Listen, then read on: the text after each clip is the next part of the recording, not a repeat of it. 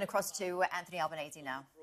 And the National Party at the same time as volunteers were out there busy writing submissions, thinking that this was a real process and not an absolute rort in order to distort results in a federal election campaign. This is a $100 million scandal that goes straight to the Prime Minister himself and the Prime Minister's office. And Bridget McKenzie has been made the scapegoat for this, but what these revelations show is that Scott Morrison was in it up to his neck and that he misled Parliament on the 27th of February when he said that he played no role in the authorisation of these grants. The Prime Minister has questions to answer this week. It's no wonder that this government doesn't like Parliament sitting and doesn't like accountability. Happy to take questions first from people here and then there's a few on the phone, I think. That's all right.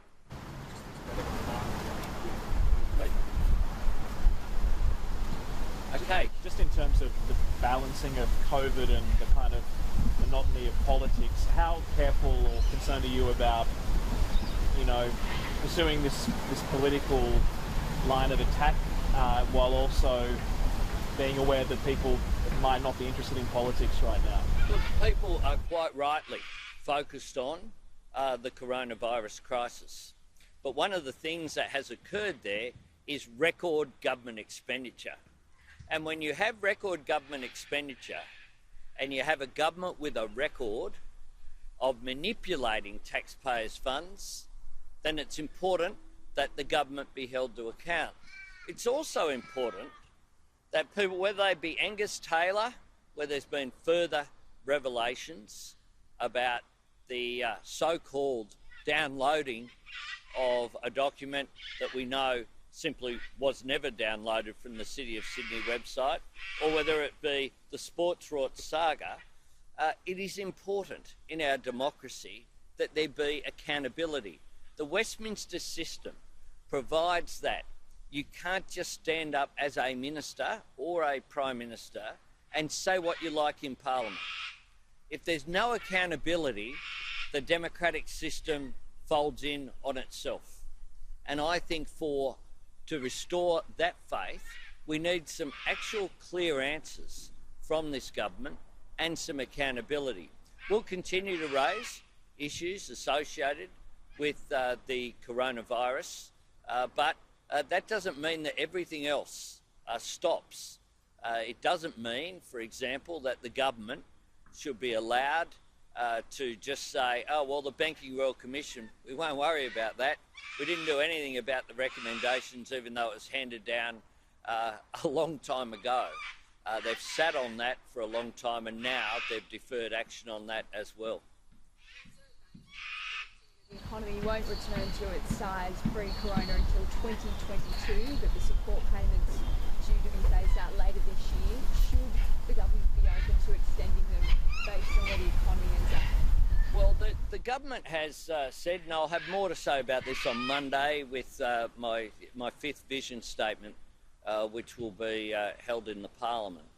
But the government has spoken about snapback, as if we'll wake up one morning and everything that had happened will snap back to where it was before this crisis. But the truth is that the economy was suffering already before this crisis. We'd already had a doubling of debt. We had household debt at record levels. We had interest rates had been decreased to record lows to try and stimulate the economy. Wages were stagnant, productivity was going backwards, and business investment was on the decline. So the government has not had an economic plan for some time. They need to get their act together. They need to explain how it is that will come out of this crisis. And quite clearly, the idea of snapback is just not going to happen. The Reserve Bank have made that clear, and common sense tells you that that is the case. The government's been too busy involved in rhetoric, pretending the global financial crisis didn't exist.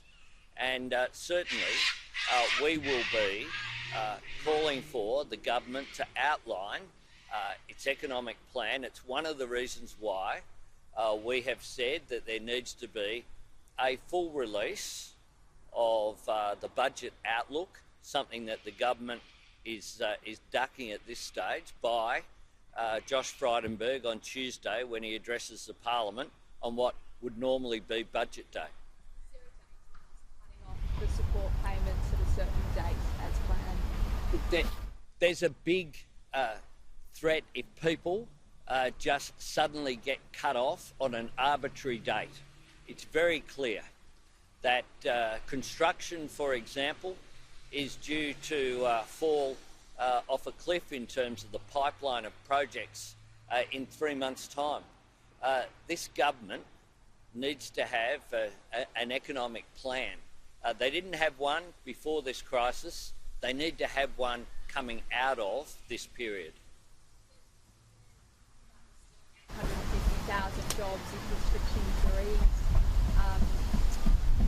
and not ruling out possibly phasing out the JobKeeper and seeker payments early.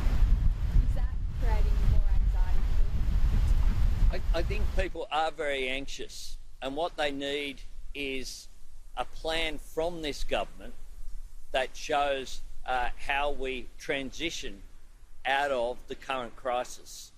The idea of snapback is a marketing slogan from a Prime Minister who doesn't have an economic plan.